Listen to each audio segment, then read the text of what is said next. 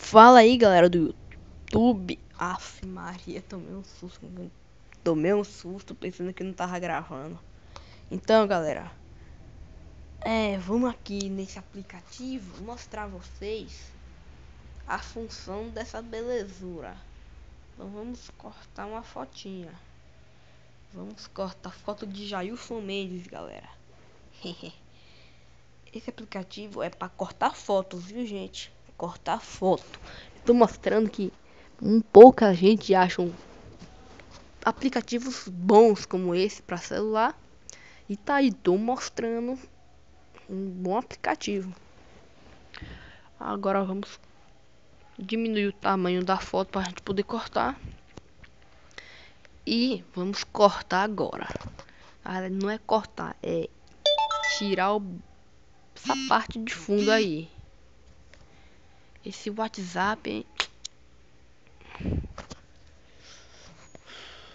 odeio a atualização do WhatsApp, tende a ocupar muito espaço.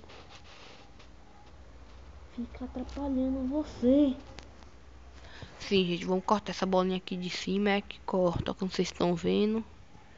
Prefiro botar essa aqui num coisa branco desse. A gente corta assim. Aí vai. É bem simples de usar, gente. Não é você tem que passar a linha pra cortar. Aquele ali é muito chato, gente.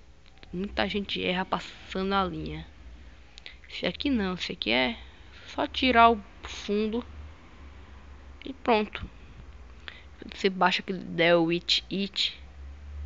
Só que vem com fundo às vezes. A maioria das vezes vem sem, mas quando você baixar um com fundo, esse aplicativo aqui ajuda. Eu cortei a cabeça do Jailson muito errada. Então aqui, cortei o Jailson aqui do fundo dele, da fotinha dele. Para cortar o resto, eu só faço isso. Aumento e passo rapidinho.